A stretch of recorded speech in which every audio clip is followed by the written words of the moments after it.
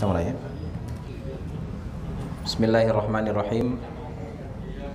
Assalamualaikum warahmatullahi wabarakatuh. Innal hamdalillah nahmaduhu wa nasta'inuhu wa nastaghfiruh wa na'udzu billahi min shururi anfusina wa min sayyiati a'malina. May yahdihillahu fala mudhillalah wa may yudlil fala hadiyalah. Wa ashhadu an la ilaha illallah wahdahu la syarikalah wa ashhadu anna Muhammadan abduhu wa rasuluhu la nabiyya ba'dah. Ya ayyuhalladzina amanu taqullaha haqqa tuqatih wa la tamutunna illa wa antum muslimun. Ya ayyuhan nasu taqu rabbakumul ladzi khalaqakum min nafsin wahidah wa khalaqa minha zawjaha wa batha minhuma rijalan katsiran wa nisaa wattaqullaha alladzi tasaaluna bihi wal arham innallaha kana 'alaikum raqiba. Ya ayyuhalladzina amanu taqullaha wa qulu qawlan sadida yuslih lakum a'malakum wa yaghfir lakum dhunubakum wa may yuti'illaha wa rasulahu faqad faza fawzan 'azima. Amma ba'du, fa inna asdaqal hadithi kitabullah wa khairal hadi hadi Muhammadin sallallahu alaihi wasallam wa syarral umuri muhdatsatuha fa inna kulla muhdatsatin bid'ah wa kulla bid'atin dhalalah wa kulla dhalalatin finnar. Para jamaah sekalian, ikhwan akhwat, para orang tua kami, adik-adik kami yang semuanya insyaallah mudah-mudahan dirahmati oleh Allah Subhanahu wa taala. Alhamdulillah, kembali di kesempatan yang berbahagia ini atas izin Allah kita dipertemukan di tempat yang insyaallah diberkahi ini untuk dalam rangka melakukan salah satu bentuk kewajiban kita kepada Allah Subhanahu wa taala, yaitu menuntut ilmu agama. Kemudian salawat dan salam kita kirimkan kepada Nabi besar Muhammad sallallahu alaihi wasallam, juga kepada keluarganya dan juga kepada seluruh sahabatnya tanpa terkecuali. Para jamaah sekalian yang dirahmati oleh Allah Subhanahu wa taala, di pertemuan sebelumnya kita telah menjelaskan tentang apa saja persiapan yang harus kita miliki di dalam mempersiapkan diri sebelum memasuki bulan suci Ramadan. Yang intinya kita diharuskan untuk mempersiapkan diri dengan ilmu, agar kiranya amalan-amalan yang kita lakukan selama di bulan Ramadan benar-benar sesuai dengan apa yang diinginkan oleh Allah dan Rasulnya, sehingga kita mengamalkannya benar-benar di atas ilmu, dan inilah sesuatu yang dituntut dari setiap kita. Dan bahkan Al-Imam Al-Bukhari rahimahullah telah menyatakan di dalam kitab sahihnya, al-ilmu qabla al-qawli wal amal. Kita wajib membekali diri dengan ilmu terlebih dahulu sebelum kita berkata dan juga beramal. Kemudian juga kita telah menjelaskan tentang beberapa keutamaan dari bulan Ramadan dan juga hal-hal yang terkait di dalamnya. Sampai terakhir pembahasan kita adalah tentang syarat sahnya puasa, ya, yang meliputi suci dari haid dan nifas dan juga niat, dan kita sudah jelaskan juga tentang bagaimana seharusnya kita berniat. Maka kemudian di kesempatan yang berbahagia ini kita akan lanjutkan pembahasan kita, yaitu tentang bagaimana adab-adab kita di dalam berpuasa. Bagaimana sih sebenarnya Rasulullah SAW mencontohkan kita, memerintahkan kepada kita di dalam menjalani puasa di bulan Ramadan. Karena sebagaimana kita ketahui, Rasulullah SAW adalah uswah hasanah bagi kita. Bahkan Allah mengatakan, laqad kana lakum fi Rasulillahi uswatun hasanah. Sungguh telah ada pada diri Rasul contoh suri tauladan yang baik yang harus kita ikuti. Dan bahkan Rasul juga mengatakan, Ya, wa khairul huda huda Muhammad sallallahu alaihi wasallam. Sebaik-baik petunjuk adalah petunjuknya Nabi Muhammad sallallahu alaihi wasallam. Ya, sehingga di dalam hal ini termasuk di dalam permasalahan puasa pun kita harus berusaha untuk mencocokkan puasa kita dengan puasanya Rasulullah sallallahu alaihi wasallam. Bagaimana adab-adabnya, bagaimana sunnah-sunnahnya dan seterusnya, sehingga kita berharap apa yang kita lakukan ini jika didukung dengan keikhlasan dan kemudian kita ilmui dengan mengikuti petunjuk Rasul, maka mudah-mudahan amalan yang kita lakukan ini diterima oleh Allah Subhanahu wa taala, sehingga kita berharap termasuk golongan orang-orang yang menyandang gelar predikat bertakwa di saat berlalunya bulan suci Ramadan. Kemudian para jamaah sekalian yang dirahmati Allah Subhanahu wa taala, ya, adab di dalam berpuasa yang pertama, ya, secara urutan kita mulai dari sahur dulu. Ya. Setiap orang beriman yang diperintahkan untuk berpuasa, maka dia disyariatkan untuk makan sahur dulu. Nah, makan sahur ini adalah suatu hal yang diperintahkan. Bahkan ada sebagian ulama mengatakan hukumnya wajib. Walaupun yang rajih, yang kuat pendapatnya adalah tidak sampai wajib, hanya sekedar sunnah. Namun jangan mentang-mentang sunnah, dilakukan berpahala, ditinggalkan tidak berdosa, lalu kemudian kita mengabaikannya. Justru kita berusaha sebisa mungkin untuk bisa sahur. Karena Rasulullah SAW dalam salah satu hadits yang sahih, beliau mengatakan, tasahharu fa inna fis sahuri barakah. Sahurlah kalian karena di dalam sahur itu ada keberkahan. Apa sih namanya keberkahan, Bapak Ibu? Keberkahan adalah luzumul khair wa dawamuh, yaitu adanya kebaikan dan kebaikan itu menetap pada seseorang. Ini namanya keberkahan. Jadi Allah memberikan kita kebaikan dan ditetapkan kebaikan itu ada pada diri kita. Itu yang namanya keberkahan, dan itu yang harus kita kejar. Dan ini enggak repot-repot, hanya dengan kita sahur. Di mana Rasul mengatakan tasahharu fa inna fis sahuri barakah. Sahurlah kalian. Ya, karena di dalam sahur itu ada keberkahan. Dan bahkan ini adalah sebagai pembeda antara kita orang-orang beriman, antara kita orang-orang muslimin dengan para ahlul kitab. Ahlul kitab ada puasa enggak? Di dalam syariat mereka ada puasa. Sebagaimana Allah mengatakan, ya ayyuhalladzina amanu kutiba alaikumusiyam kama kutiba alal ladzina min qablikum la'allakum tattaqun. Hai orang-orang yang beriman, diwajibkan bagi kalian berpuasa sebagaimana puasa ini telah sebelumnya Allah wajibkan kepada orang-orang sebelum kalian, yaitu para ahlul kitab, al-yahud wan nasara. Mereka juga diwajibkan, mereka juga disyariatkan untuk berpuasa, tapi mereka di saat berpuasa tidak bersahur. Nah, di dalam syariat Islam itu kita diperintahkan untuk senantiasa menyelisihi orang-orang kafir. Karena Rasul mengatakan man tasyabbaha biqaumin fahuwa minhum. Siapa yang menyerupai suatu kaum maka dia bagian dari kaum itu. Maka dalam rangka menyelisihi orang-orang ahlul kitab yang mereka tidak sahur, maka orang muslim ya diperintahkan untuk sahur. Kemudian para jamaah sekalian yang dirahmati oleh Allah Subhanahu wa taala, kalau ada yang bilang, Ustaz, kebetulan tadi malam sebelum saya tidur jam 12 malam ada yang traktir nasi padang 2 bungkus. Jadi gimana? Harus sahur nggak? Sahur. Tapi kenyang. Iya, ini gara-gara salah faham tentang makna sahur. Sahur itu bukan maknanya harus makan makanan berat. Tidak harus makan makanan berat. Nggak harus nasi bungkus padang, nggak harus nasi warteg, nggak harus nasi goreng, nggak harus soto, enggak. Bahkan di dalam hadis-hadis Rasulullah SAW mengatakan tasahharu walau bijar'atin ma.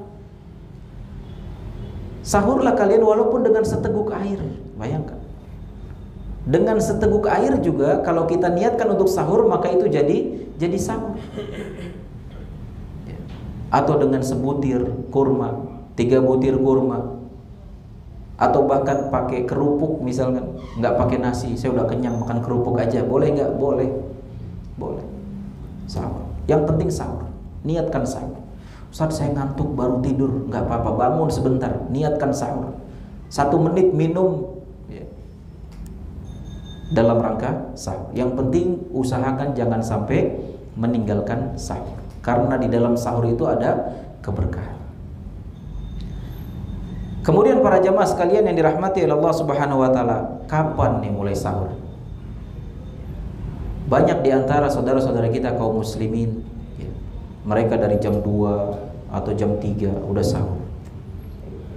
Akhirnya gara-gara itu nunggu subuh kelamaan, tidur lagi, kenyang habis makan, kenyang, ngantuk ya. Akhirnya subuh lewat, bangunnya jam 7, jam 8. Nah, ini pola yang tidak benar. Sedangkan di dalam syariat kita yang namanya sahur itu, lihat dari kata sahur saja. Kata sahur itu kan berkata apa? Maknanya adalah waktu sahur. Waktu yang semakin mendekati ke subuh itu namanya waktu sahur. Atau istilah lain sepertiga malam terakhir itu waktu sahur. Jadi semakin dekat ke subuh makin baik. Bahkan Rasulullah SAW, sebagaimana diceritakan oleh sahabat Zaid bin Thabit, beliau pernah menceritakan bahwasanya kami pernah bersahur bersama Rasul. Lalu sahabat lain penasaran. Sahabat Anas bin Malik radhiyallahu anhu, "Wahai Zaid, Nabi Muhammad waktu sahurnya kapan ya?" Maka kemudian sahabat Zaid mengatakan, "Ya kira-kira waktu antara sahur Rasul dengan adzan subuh itu sekitar 50 ayat." Sekitar 50 ayat. Jadi kalau kita hitung pakai jam ya kurang lebih 15 menit, 20 menit ya sebelum azan subuh. Dan itu adalah waktu terbaik untuk sahur. Bukan dari jam 1, jam 2 ya. Ngantuk, tidur, subuhnya kesiangan ya. Ini adik-adik ini kebanyakan gitu ya. Mulai dirubah kebiasaan. Semakin dekat ke subuh makin bagus. Ustaz, kalau deket banget ke subuh nggak bisa nambah, ya udah tinggal diatur aja waktunya. Gimana biar bisa nambah? Tapi catatannya tidak boleh berlebihan. Kemudian para jamaah sekalian yang dirahmati oleh Allah Subhanahu wa taala. Jadi di sini sahur diakhirkan waktunya, maksudnya mendekati ke subuh. Nah, kemudian di tengah masyarakat kita ada istilah imsak. Ya, ada istilah imsak. Kita berbaik sangka mungkin orang-orang tua kita dulu ya, menetapkan waktu imsak itu tujuannya adalah untuk sebagai pengingat ya. Hati-hati nih, udah waktu imsak. Imsak itu kan biasanya sekitar 10 menit sebelum azan. Hati-hati, jangan nambah terus gitu kan ya. Hati-hati nih, udah sudah mau masuk waktu subuh. Cuma kemari-kemarinya, kesininya ya, disalahfahami. Ada sebagian saudara-saudara kita ketika teng bunyi bel atau mungkin ada sirina gitu ya, bunyi waktu imsak telah datang. Akhirnya nggak boleh makan, nggak boleh minum. Padahal itu waktu terbaik untuk sahur. Masih boleh makan, masih boleh minum. Bahkan suami istri masih boleh. Iya. Lumayan kan 10 menit. Masih bisa. Masih bisa. Tapi kalau seandainya kemudian kita kesiangan misalkan, bangun pas waktu imsak, mentang-mentang boleh terus kita masak mie dulu, cari nasi goreng dulu keliling, ya habis waktunya gitu kan. Ya, hati-hati kita gitu kan, jangan sampai kemudian azan subuh ya. Intinya di waktu imsak adalah waktu yang dimana kita tetap masih dibolehkan makan dan minum ya. Dan dia hanya sekedar untuk pengingat kita agar kemudian tidak terlewat waktu subuh. Kemudian para jamaah sekalian yang dirahmati Allah Subhanahu wa taala, adab berikutnya adalah dalam hal berbuka. Ya, dalam hal berbuka. Di dalam ajaran agama Islam, ketika berpuasa itu disunnahkan untuk menyegerakan berbuka. Menyegerakan berbuka. Cuma jangan salah paham, Dek. Jangan nanti pas suara azan kedengaran Allahu Akbar, langsung saya minum. Woi, kenapa minum? Kan suruh menyegerakan berbuka. Ini baru azan asar, belum azan maghrib. Maksud menyegerakan berbuka ini apa? Ketika diazankan maghrib, ya azan waktu maghrib, segera berbuka. Jangan menunda-nunda. Apalagi biasanya mungkin ibu-ibu ya yang di rumah mungkin mereka sibuk menyiapkan makanan untuk suaminya, untuk anak-anaknya. Ketika azan berkumandang, anak-anaknya, suaminya udah sibuk buka, kemudian istrinya, ibunya masih sibuk nyiapin makanan. Sebaiknya dibatalkan dulu. Entah mungkin dengan seteguk air atau sebutir kurma, yang penting batal dulu, kemudian lanjutkan kegiatannya. Jadi jangan kemudian ini wajib Ustaz. Ya. Wajib ini untuk ngurusin suami, ya kan bisa sambilan gitu, bisa sambilan. Intinya jangan sampai kemudian mengakhirkan waktu berbuka. Dan ini juga dalam rangka untuk menyelisihi ya orang-orang ahli kitab, ya, termasuk orang-orang Syiah. Ya, orang-orang Syiah itu biasanya mereka puasa juga, tapi mereka berbukanya itu ketika bintang-bintang sudah keluar. Kalau kita kan waktu maghribnya ketika matahari tenggelam. Kalau mereka nanti nunggu sebentar lagi sampai bintang-bintang keluar. Makanya di Yaman itu, di sana ada ketika itu sebelum konflik, ya ada beberapa persen orang-orang Syiah di sana, dan kita sempat berdampingan ya dengan orang-orang Syiah di sana, komunitas Syiah di sana, yang masjid mereka itu ya gitu azan maghribnya nanti. Ya setelah masjid Ahlus Sunnah wal Jamaah azan, beberapa menit setelah itu baru mereka azan maghrib. Dan kebiasaan mereka seperti itu, dan syariat mereka seperti itu. Dan kita diperintahkan untuk menyelisihi orang-orang kafir. Jadi kita harus menyegerakan berbuka. Rasulullah SAW bersabda, la yazalun nasu bi khairin ma'ajjalul fitr. Manusia itu senantiasa akan dalam keadaan baik selama dia menyegerakan berbuka. Ya.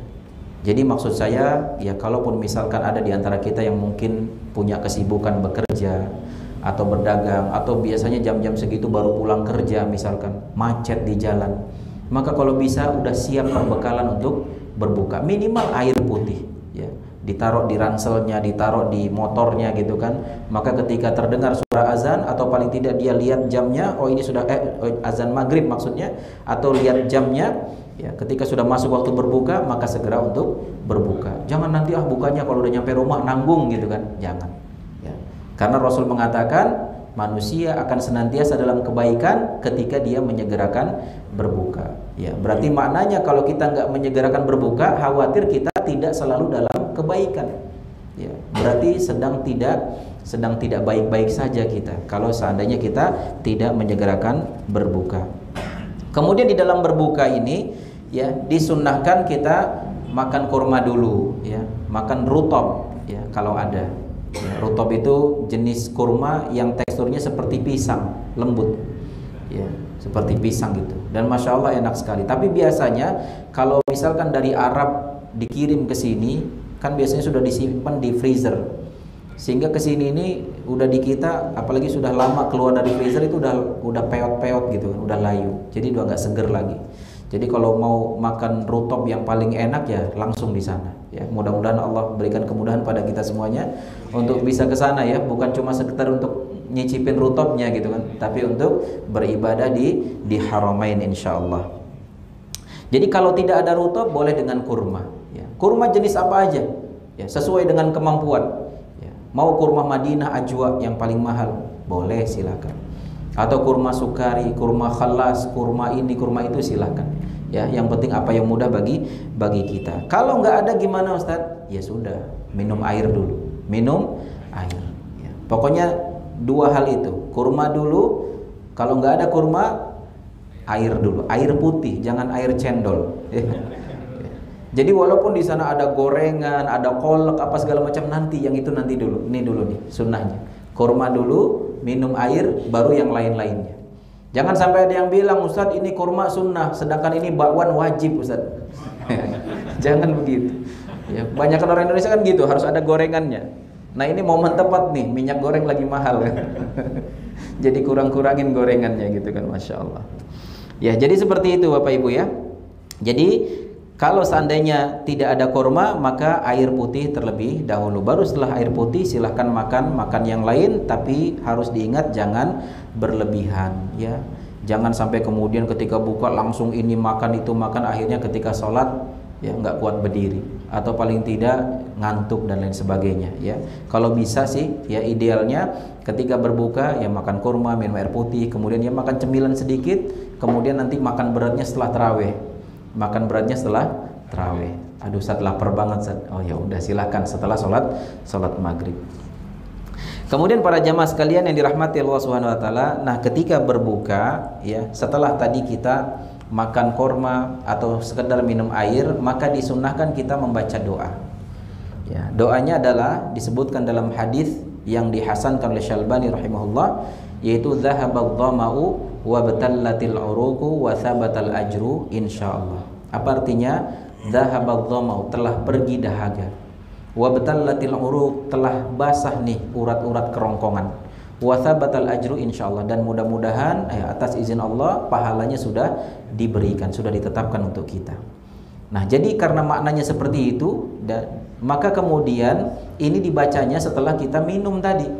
Ya, setelah makan kurma, kalau nggak ada kurma berarti setelah minum air putih, ya, maka kemudian kita baru baca doa ini. Jangan misalkan belum minum, belum makan kurma, tahu-tahu udah langsung doa ini, yang nggak nyambung gitu kan doanya.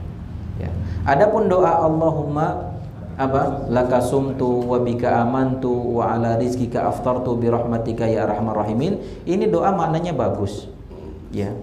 Dan juga secara umum boleh dibacakan, silahkan ya. Apalagi orang yang berpuasa dan orang yang sedang berbuka atau di saat akan berbuka, ini doanya mustajab. Maka di antara doa-doa yang kita lantunkan, salah satunya Allahumma laka sumtu, ini juga bagus, silahkan, nggak apa-apa. Hah? Iya, secara umum. Kalau lafaz doanya tidak ada, lafaz doanya tidak ada dalilnya.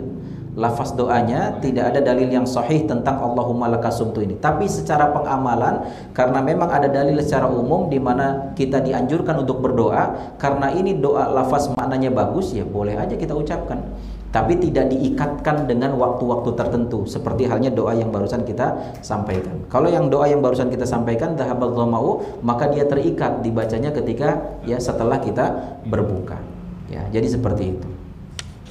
Kemudian para jamaah sekalian yang dirahmati Allah Subhanahu wa taala, kemudian juga ada berikutnya adalah al-judu wa qiraatul Quran wa mudarasatuhu.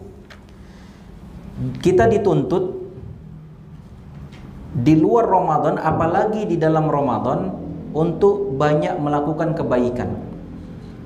Dan ini umum, kebaikan apapun.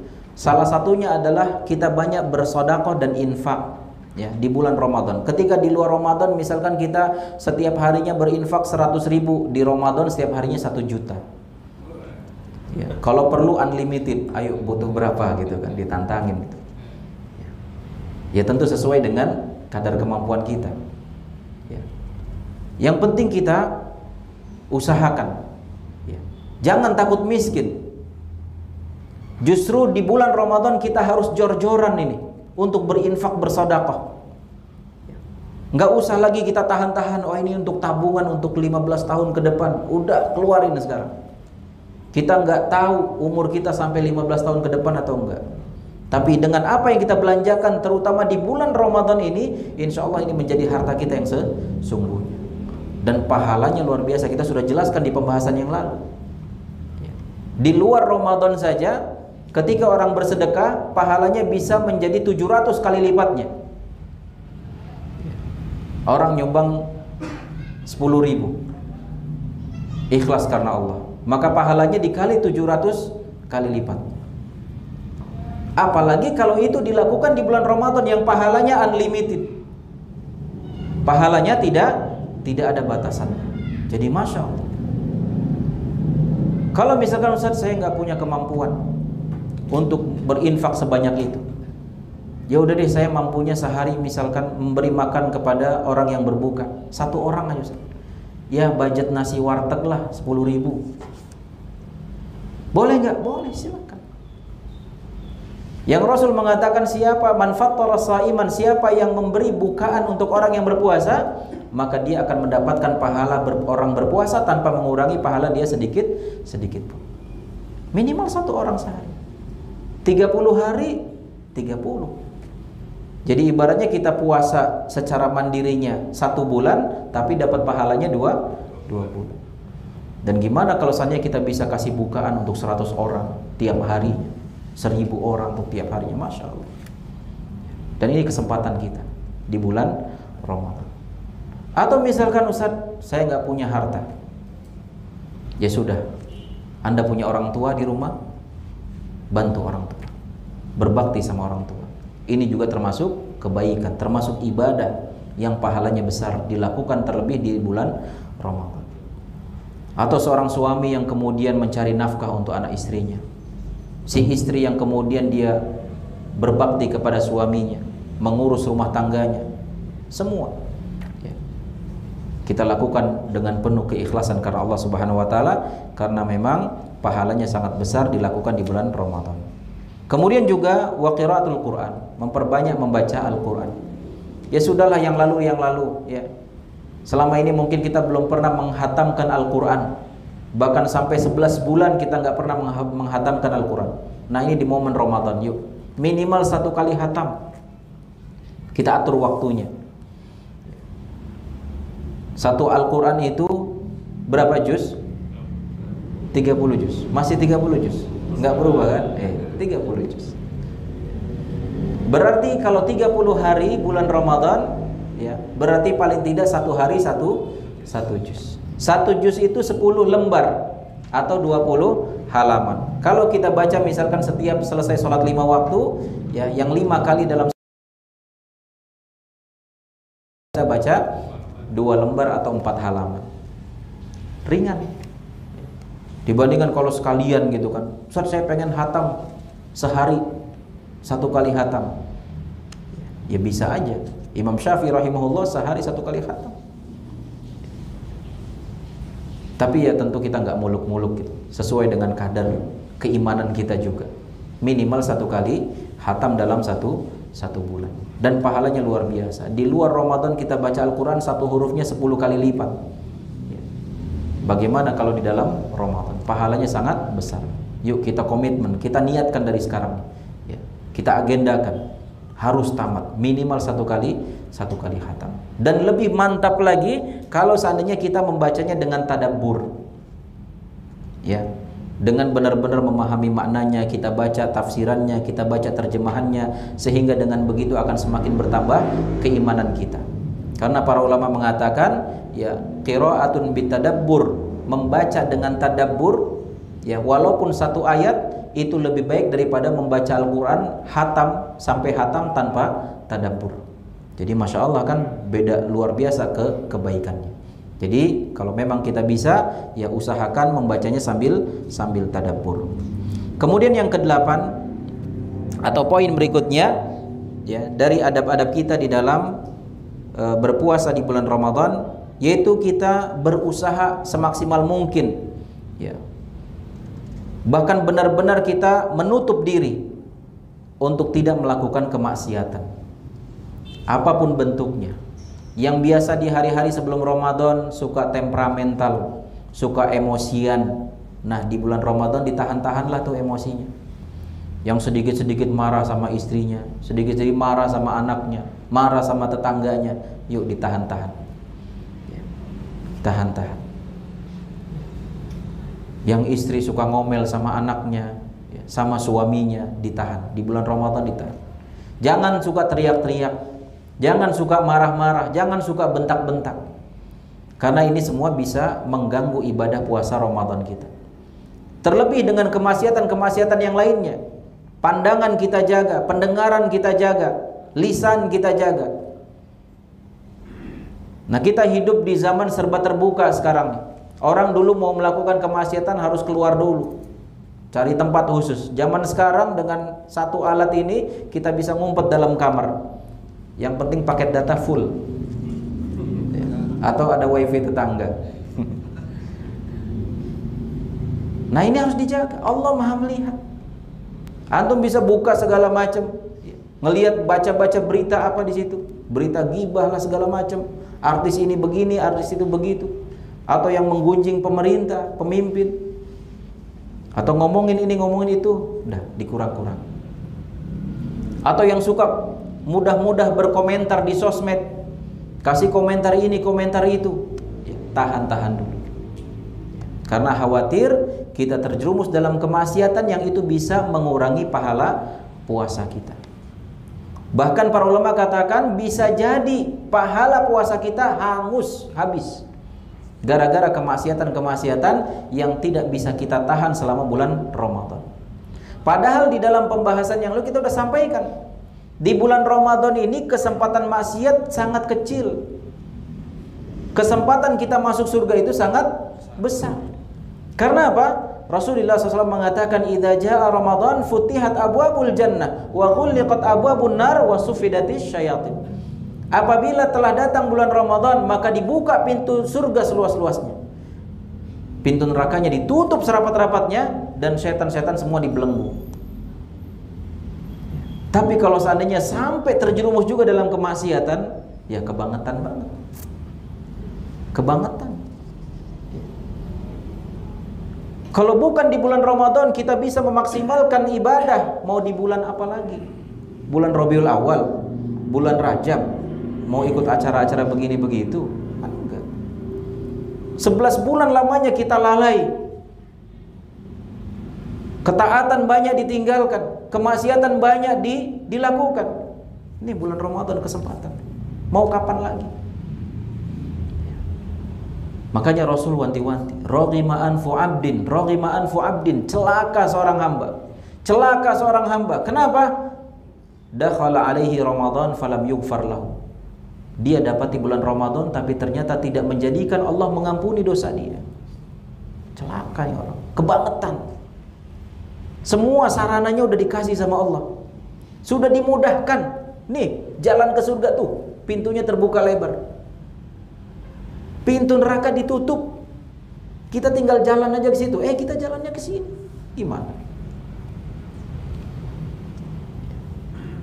Jadi kita harus bersungguh-sungguh.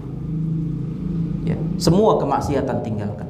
Jaga mata kita, jaga telinga kita, jaga lisan kita dan tangan kita. Ini termasuk lisan.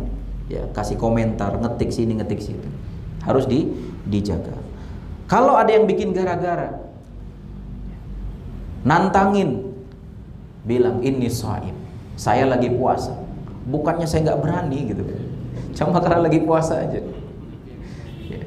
Maksudnya kita pengen ngasih tahu sama dia, kita bukan berarti gimana-gimana, kita lagi puasa. Orang yang puasa itu nggak cari gara-gara dan jangan juga kita dicari gara-garain gitu. Kita lagi puasa dan kita juga bukan berarti nggak berani gitu. Kalau memang kita benar ngapain takut gitu kan? Cuma ini lagi puasa. Sudahlah, ya. Yang selama ini mungkin sedang ada masalah dengan keluarganya, ada masalah dengan temannya, dengan tetangganya, udah jangan pancing-pancing. Ya. Cari kasih sayang Allah, cari keridhaan Allah Subhanahu Wa Taala. Nggak apa-apa, misalkan kita dimaki-maki segala macam, udah kita pasrahkan kepada Allah. Kemudian para jamaah sekalian yang dirahmati Allah Subhanahu Wa Taala, banyak lagi ya terkait tentang bagaimana adab-adab kita di dalam berpuasa, tapi paling tidak disebutkan oleh Syekh Abu Malik hafizahullah taala ya beberapa perkara dari adab-adab tersebut yang insyaallah jika kita bisa melaksanakan semuanya dengan maksimal ya mudah-mudahan kita termasuk golongan orang-orang yang dosa-dosanya diampuni dan dilimpahkan rahmat dan juga dibebaskan dari siksa api neraka sehingga kita berhak menyandang gelar orang-orang yang bertakwa. Berikutnya adalah tentang hal-hal yang membatalkan puasa. Nah ini perlu dijelaskan karena khawatir kita terjebak pada perbuatan yang sebenarnya itu membatalkan puasa tapi nggak sadar kalau itu membatalkan. Akhirnya ya udah jalan aja. Sampai ada orang bilang, Ustaz, kalau makan dan minum kan batal puasa. Kalau ngerokok boleh dong, kan bukan makan minum. Waliyadzubillah. Ini karena kejahilan, karena ketidaktahuan dia tentang masalah agama. Maka di sini menjelaskan tentang hal yang membatalkan puasa itu secara umum terbagi menjadi dua. Yang pertama adalah hal-hal yang membatalkan puasa yang kemudian mewajibkan orang yang melakukan hal yang membatalkan puasa itu ya diwajibkan untuk mengqadanya di hari yang lain. Dan yang kedua adalah ya, hal-hal yang membatalkan puasa dan kemudian konsekuensinya orang itu diwajibkan untuk mengqadha dan juga diwajibkan untuk bayar denda atau kafarah. Nah, kita sebutkan satu-satu dulu yang mewajibkan seseorang untuk membayar qadha ya dengan batal puasanya. Apa saja yang membatalkan puasa? Yang pertama dan kedua, makan dan minum dengan sengaja, tapi ya garis bawahi dengan sengaja. Ustaz, kalau makan minumnya nggak sengaja gimana? Nggak apa-apa. Tapi udah habis 3 piring Ustaz, ya nggak apa-apa. Ya. Karena apa? Itu rezeki dari Allah.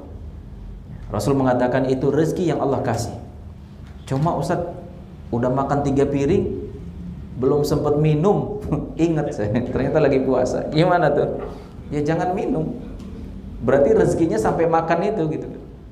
Ya, jadi seperti itu. Makanya kalau mau lupa sampai minum gitu kan. Mana bisa direncanakan lupa ya. Ya, jadi intinya seperti itu. Jadi makan dan minum dengan sengaja. Tapi perlu ada catatan di sini. Para ulama, sebagian ulama ada yang mengatakan kalau dia makan dan minum dengan sengajanya karena memang ada uzur. Seperti misalkan seorang dari pagi sudah niat puasa, kemudian dia qadarullah ada dadakan pergi safar, yang safarnya itu memberatkan dia sehingga dia tidak berpuasa, harus berbuka, makan dan minum ketika itu, maka batal puasanya dan wajib qada.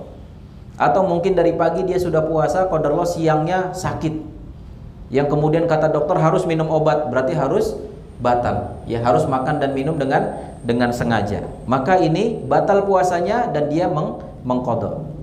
Dan sebagian ulama ada yang mengatakan kalau seandainya ada seorang makan dan minum dengan sengaja dan dia tahu puasa itu hukumnya wajib dan dia tahu bahwasannya makan dan minum itu membatalkan puasa, tapi kemudian dia makan minum, mungkin dia tergoda, apalagi mungkin saudara-saudara kita yang sibuk atau punya kesibukan di pasar, ya, waliyadzubillah, mudah-mudahan saudara-saudara kita dapat petunjuk. Ya, banyak kita saksikan di pasar-pasar kalau bulan Ramadan ya udah kayak hari biasa aja, makan minum biasa dengan alasan kerja saya berat dan sebagainya. Kemudian ada sebagian kita mungkin datang ke sana akhirnya tergiur ngelihat ada warteg ketutup tapi kok kaki banyak di dalam gitu kan, kelihatan. Karena kalau lagi puasa tuh ngelihat warteg aja kayaknya enak banget gitu. Ya di luar puasa juga enak gitu kan. Tapi maksudnya tertarik, dorongan setan di situ. Akhirnya kemudian dia berbuka dengan sengaja, makan minum dengan sengaja. Maka sebagian ulama ada yang mengatakan orang yang seperti ini, dia berarti kan bukanya tanpa udzur. Ya? Orang seperti ini tidak bisa diganti dengan qadha. Mau diqadha berapa hari pun tidak akan tergantikan. Karena dia telah bermaksiat, telah melanggar kewajiban Allah.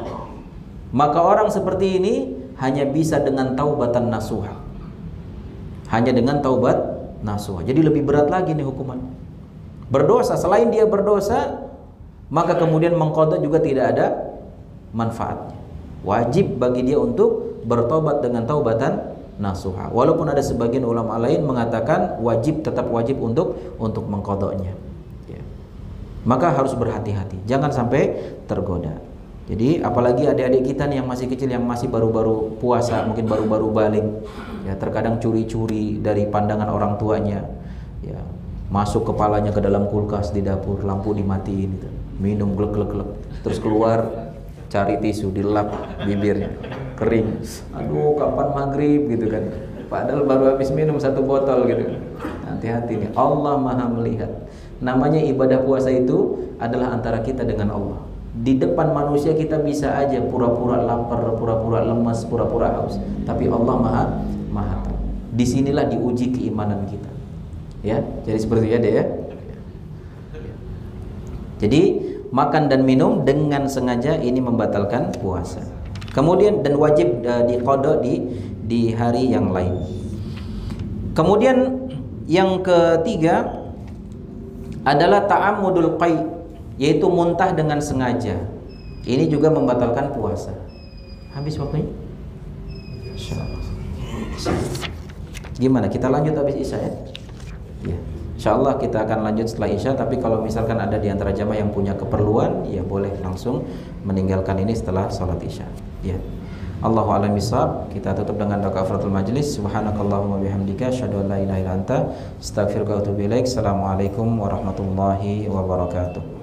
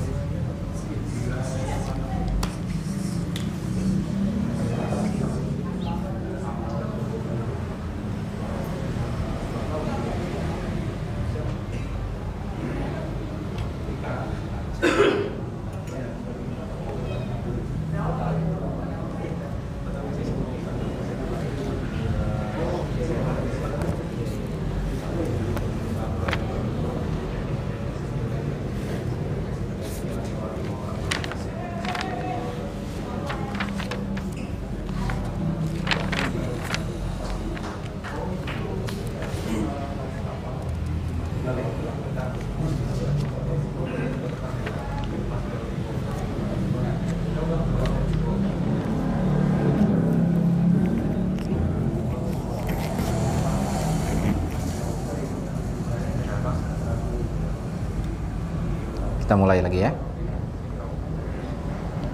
Bismillahirrahmanirrahim. Assalamualaikum warahmatullahi wabarakatuh. Innal hamdalillah wassalatu wassalamu ala Rasulillah wa ala alihi wa ashabihi wa mawalah. Asyhadu an la ilaha illallah wahdahu la syarikalah wa asyhadu anna Muhammadan abduhu wa rasuluhu la nabiyya ba'dah. Amma ba'du, para jamaah sekalian, Bapak Ibu yang dirahmati oleh Allah Subhanahu wa taala, kita lanjutkan pembahasan kita di mana tadi kita sedang membahas tentang hal-hal yang membatalkan puasa.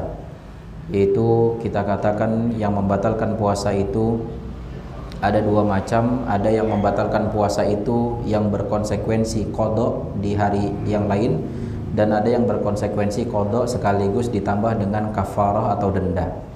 Nah, adapun hal-hal yang membatalkan puasa yang mewajibkan seseorang untuk qada di hari yang lainnya, yang pertama adalah makan dan minum dengan sengaja. Ini nomor 1 dan 2. Dan nomor 3-nya adalah ta'ammudul qai', yaitu sengaja, ya, sengaja muntah.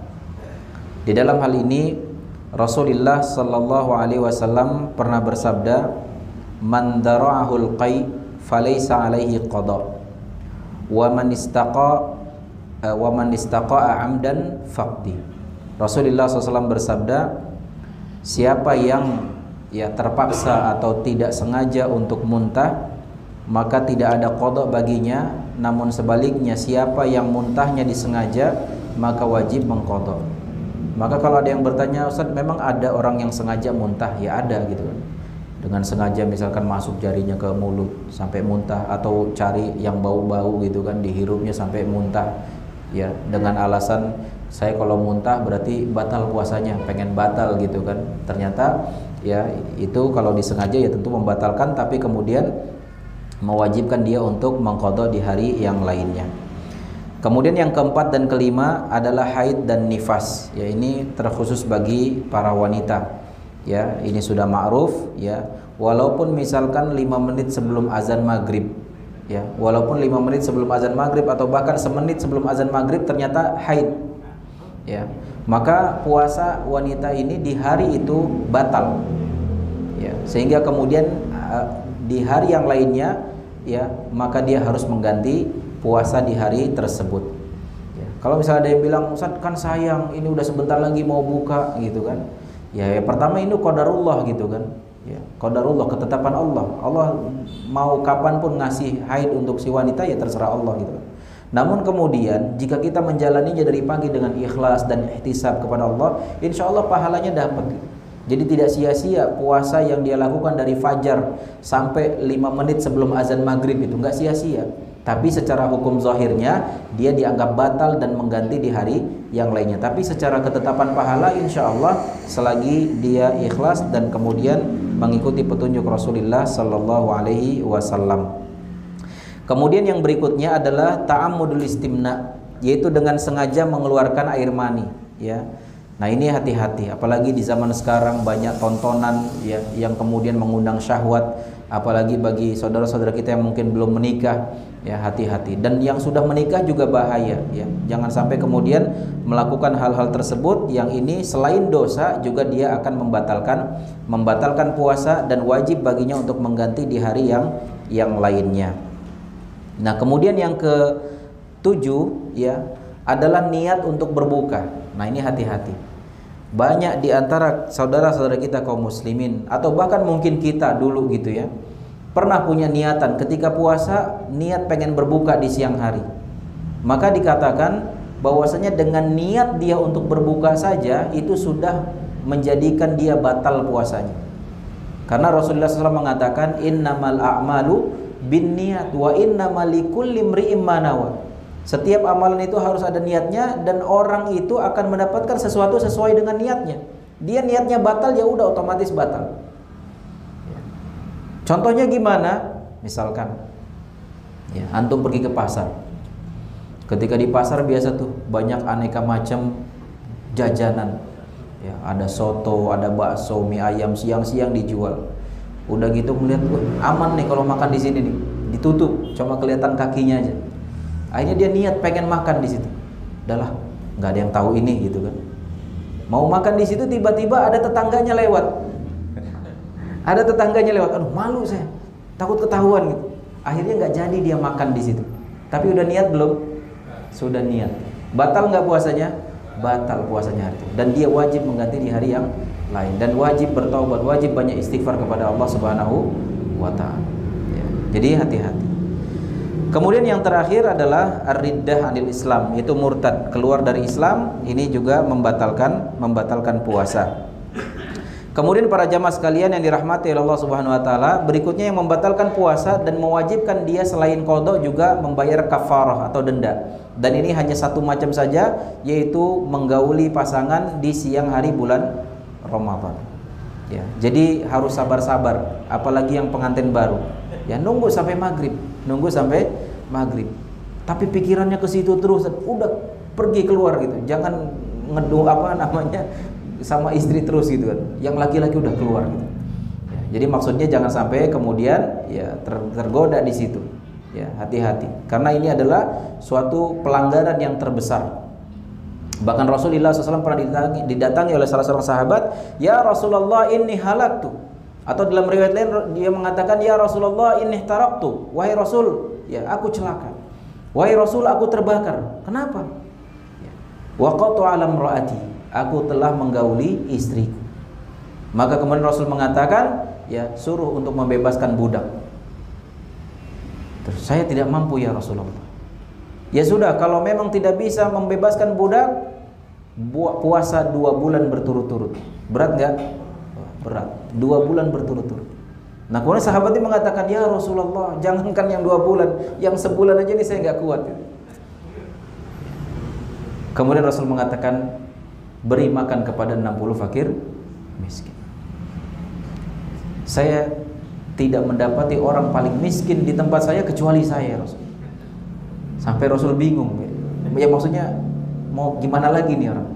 Akhirnya kemudian Rasul tersenyum. Dan gak berapa lama datang seseorang bawa hadiah kepada Rasul 2 keranjang kurma.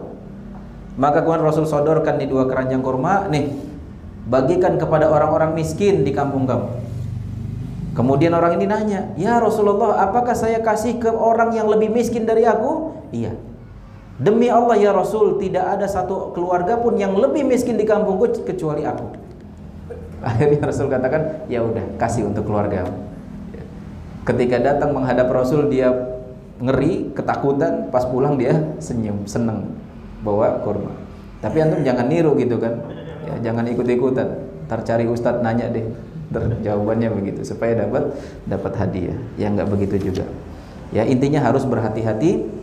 Kita jaga jangan sampai kemudian kejadian di mana sepasang suami istri kemudian bergaul di siang hari Ramadan, karena ini termasuk pembatal atau pelanggar terbesar di dalam berpuasa. Berikutnya para jamaah sekalian yang dirahmati Allah Subhanahu wa Ta'ala, kita jelaskan tentang perkara-perkara yang mungkin dianggap sebagian masyarakat itu membatalkan. Padahal sebenarnya kalau diukur dalam syariat itu sama sekali tidak membatalkan puasa. Ini juga harus dijelaskan, ya, karena banyak sebagian kita yang kebalik-balik nih. Yang sebenarnya itu membatalkan dianggap tidak membatalkan. Yang ternyata tidak membatalkan dianggap membatalkan, dan begitu seterusnya. Yang pertama adalah ayus bihayaumas siyam junuban.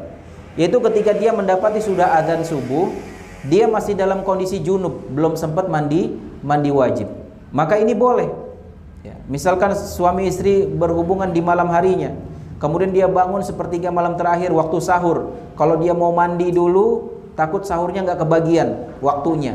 Akhirnya kemudian sahur dulu. Selesai sahur ternyata azan subuh. Dia masih dalam kondisi junub. Bolehkah ini? Boleh. Ya, boleh. Maka ketika itu dia mandi, ya, supaya bisa sholat subuh gitu kan. Jangan mentang-mentang boleh, ya udah nanti mandinya jam 7 pagi gitu kan. Ya dia nggak dapat subuh jadinya kan. Ya, tapi maksudnya di sini walaupun setelah azan subuh dia mandi junubnya, maka ini dibolehkan. Dan ini juga termasuk bagi wanita yang haid misalkan. Dia sudah suci menjelang subuh. Menjelang subuh dia sudah suci dan dia sudah meniatkan. Ini syaratnya dia sudah meniatkan untuk puasa di esok harinya. Ya. Misalkan 5 menit sebelum subuh, dia dapati sudah bersih dari haid. Dan dia langsung niatkan saya mau puasa nanti. Dan kemudian datang waktu subuh, maka kemudian baru setelah azan subuh baru dia mandi bersihnya, mandi suci mandi junubnya atau mandi wajibnya. Maka ini dibolehkan. Kemudian yang kedua, takbiluz zaujah wa mubasyaratuha in aminal imna, yaitu bercumbu dengan istri, ya, dengan pasangan. Ini juga dibolehkan dengan syarat aman, jangan sampai kemudian kelepasan, ya, jangan sampai kelepasan. Selagi kemudian dia hanya mencium atau mencubunya kemudian mengeluarkan air madhinya, maka ini tidak mengapa. Tapi kalau sampai dikhawatirkan keluar air maninya, maka sebaiknya dihindari. Ya, kenapa ini dijelaskan? Ya, karena memang ada hadisnya di mana Aisyah radhiyallahu anha mengatakan bahwasanya Rasulullah SAW setiap mau pergi ke masjid itu mencumbui istrinya dulu, gitu, mencium istrinya. Ya, dan ini dibolehkan. Bahkan sebagian ulama katakan ini bagian dari sunnah. Kemudian yang berikutnya adalah al-ightisal wasabu ala ra'si litabarrud, mandi di siang hari atau ngegerujuk guyur kepala, ya, di siang hari karena mungkin kepanasan atau kehausan, ini boleh. Nah, ini kadang banyak dilakukan anak-anak. Nah, yang jadi orang tua jangan larang, biarin. Namanya anak-anak, apalagi dia baru latihan puasa, ya, gampang hausnya, apalagi anak-anak main keluar lah, main layangan segala macam gitu kan, kepanasan, dia gerujuk kepalanya, jangan dilarang. Jangankan anak-anak, orang tua juga boleh gitu. Bahkan Rasulullah SAW pernah melakukan hal itu, di mana dijelaskan dari sebagian sahabat Rasulullah SAW yang dia mengatakan, laqad ra'aitu Rasulullah sallallahu alaihi wasallam bil araj yasubbu ala ra'sihi al-ma wa huwa sha'im min al-'atash aw min al-har. Bahwasanya sebagian sahabat pernah menyaksikan Rasulullah SAW di suatu tempat yang kemudian Rasul menyiram kepalanya, ya, dalam rangka supaya adem, ya, dalam rangka supaya Rasul nggak kehausan, supaya tidak terlalu panas, ya, tidak terlalu kepanasan, sehingga kemudian diguyur kepalanya, ya. Kemudian al-madmadah wal istinsyaq min ghairi mubalaghah, boleh juga, ya, berkumur-kumur dan juga istinsyaq kalau lagi wudu, ya. Dalam berwudu kita dianjurkan untuk berlebihan dalam istinsyak dan berwudu. Bahkan dimasukin ke hidung nih, kemudian dikeluarin lagi istinthar. Ya. Bahkan dianjurkan untuk berlebihan kalau lagi berwudu di luar puasa. Tapi kalau di dalam berpuasa, maka tetap itu dianjurkan, tapi tidak boleh berlebihan. Dan para ulama mengatakan berkumur-kumur walaupun bukan untuk wudu di saat puasa dibolehkan. Ya. Misalkan saking karena kehausan, karena kepanasan banget gitu kan, maka boleh kumur-kumur, ya, tapi jangan ditelan, ya, kumur-kumur terus dibuang. Adapun sisa-sisanya yang nempel di dinding-dinding mulut, maka itu sesuatu hal yang nggak bisa dipisahkan lagi, ya, sama seperti hukumnya dengan ludah gitu kan, maka boleh dengan syarat jangan berniat untuk minum itu gitu. Kan kumur-kumur boleh, lumayan ada sisa-sisa 1 gram 2 gram gitu kan untuk diminum, jangan juga diniatin begitu gitu. Ya, jadi intinya boleh kita berkumur-kumur dalam rangka kepanasan atau memang kehausan di saat berpuasa. Tapi jangan sampai kumur-kumurnya pakai kuah kolak. Jangan. Pakai kuah sop gitu kan, kumur-kumurnya jangan. Ini bahaya, ya. Bisa tergoda. Yang kelima, tadawwuqut ta'am lil hajah ma lam yasir ilal jauf. Ya, ini ibu-ibu nih kebanyakan. Boleh mencicipi masakan, Bu. Jadi saya dapati terkadang di bulan puasa itu banyak suami-suami ngeluh masakan istrinya kok ambar, kalau nggak hambar keasinan gitu kan. Karena istri-istri takut untuk mencicipi, kan lagi puasa gitu. Padahal boleh nyicipi, tapi dengan syarat jangan ditelan. Ya, dirasain aja sedikit di lidahnya, kemudian ya dibuang lagi, ya, kumur-kumur. Ya. Maka ini dibolehkan. Ya. Tapi kalau nyicipinnya 1 mangkok, ya ini bukan nyicipin. Nggak boleh, ya, nyicip sekedar untuk dirasakan di lidah, untuk bisa diketahui manis atau asin atau bagaimana, maka itu sudah cukup dan dibolehkan dengan syarat tidak ditelan.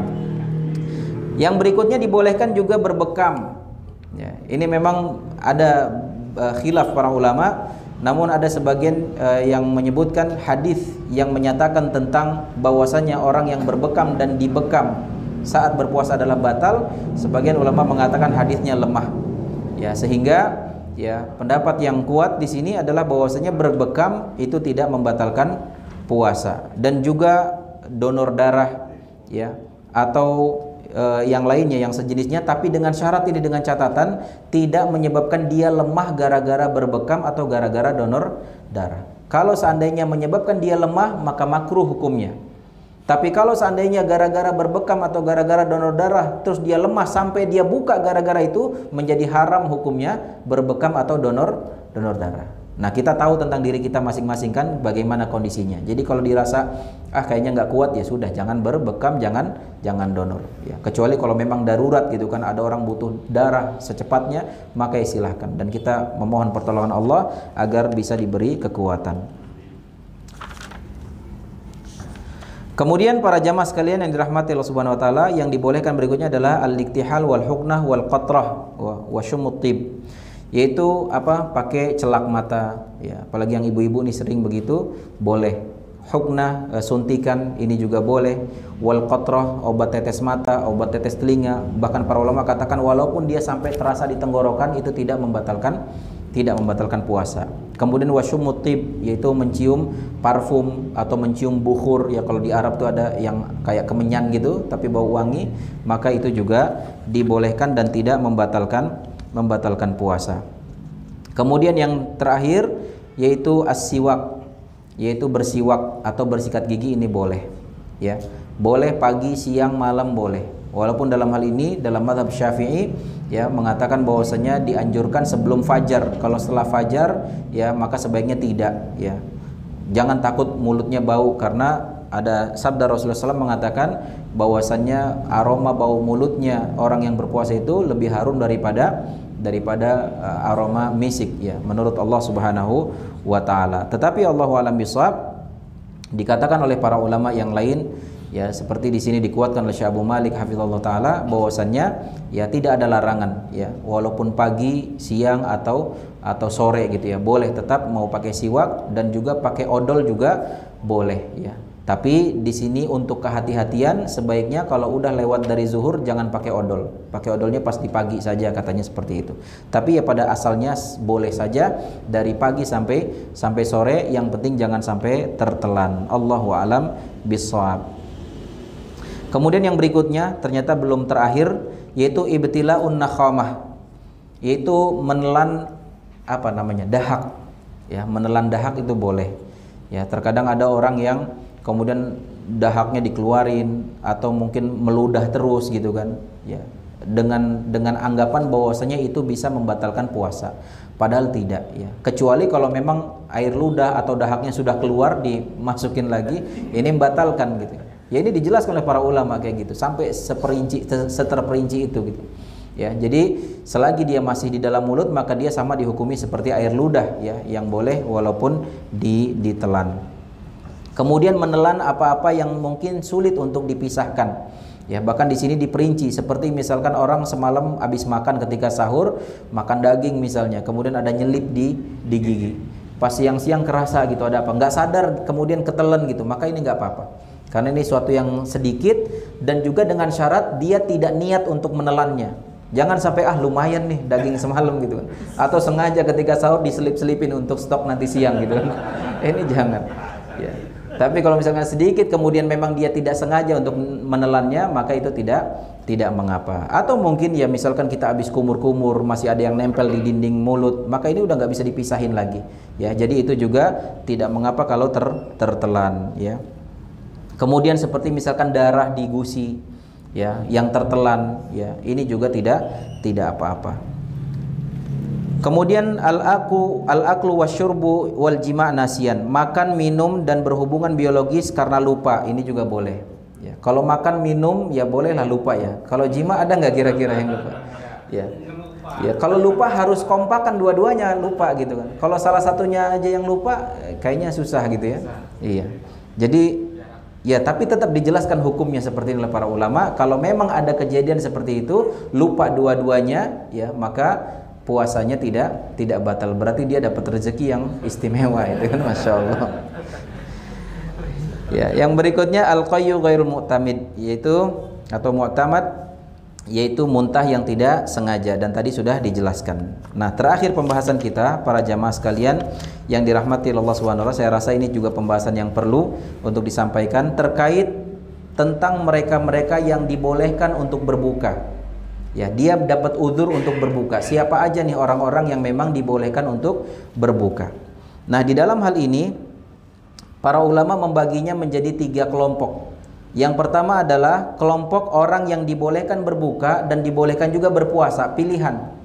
Nanti dicocokkan dengan kondisi masing-masingnya, ya. Nanti kita bisa cocokkan nih kondisi kita di posisi yang mana nih, ya, antara boleh berbuka atau boleh tetap melanjutkan puasanya. Dan kondisi yang kedua adalah qismun yajibu 'alal fitr, yaitu bagian orang yang wajib bagi dia untuk berbuka. Bukan wajib berpuasa, tapi wajib tidak berpuasa dalam kondisi tertentu di bulan Ramadan. Ada kondisi-kondisi seperti itu. Dan kondisi yang ketiga, la yajuzu lahul fitr, yaitu kondisi di mana dia tidak boleh berbuka. Tidak boleh berbuka. Kalau tadi tidak boleh berpuasa, sekarang tidak boleh berbuka. Nah, sekarang kita bahas satu-satu, yaitu bagian yang pertama di mana ada sebagian orang yang dia dikasih pilihan boleh berbuka atau boleh tetap bertahan puasa. Kepada siapa aja ini golongan? Yang pertama adalah kepada orang yang sakit. Nah, para ulama mengatakan sakit itu ada 3 kondisi, ya. Jadi nggak semua sakit dipukul rata boleh nggak puasa, ya. Jadi sakit itu ada 3 kondisi. Kondisi pertama adalah sakit yang ringan, yang kalaupun dia berpuasa tidak berpengaruh kepada penyakitnya, ya. Jadi ringan penyakitnya. Contohnya sakit apa? Panuan misalnya. Masuk kategori sakit kan? Jangan nanti Ustaz saya nggak puasa, saya uzur. Uzurnya apa? Sakit panu. Oh, ini nggak dapat uzur. Ya, atau mungkin hanya sekedar pusing sedikit gitu ya. Atau meriang sedikit yang dia nggak berpengaruh kepada penyakitnya jika dia berpuasa. Maka kondisi yang pertama dari orang sakit ini, dia tidak boleh berbuka. Dia tetap diharuskan berpuasa. Paham ini kondisi yang pertama. Yang kedua adalah penyakit atau orang yang sakit, kalau dia berpuasa maka sakitnya bisa tambah parah atau minimal kesembuhannya semakin lama. Ya, menurut ilmu kedokteran nih kalau sakit begini seminggu sembuh, tapi obatnya dimakan nih. Tahu-tahu dia puasa, obatnya nggak diminum. Akhirnya yang seharusnya seminggu 8 hari baru sembuh. Misalkan. Nah, dalam kondisi seperti ini sebaiknya dia tidak berpuasa. Kalau puasa sah nggak? Sah puasanya. Tapi kalau milih mana yang lebih afdol dia tidak berpuasa dan nanti diganti di hari yang lain. Dan kondisi sakit yang ketiga adalah kalau dia berpuasa maka akan menyebabkan kematian atau penyakitnya akan semakin bertambah parah. Maka dalam kondisi yang ketiga ini haram bagi dia untuk berpuasa. Jadi wajib untuk berbuka. Jangan maksain diri. Jangan memaksakan diri. Wajib dia berbuka, wajib dia tidak berpuasa, dan nanti di hari yang lainnya ketika sudah diberikan kesembuhan, maka dia bisa mengganti atau mengqadha puasanya. Ini yang pertama, yaitu tentang si sakit, ya, orang yang sakit di mana dia mendapatkan keringanan untuk tidak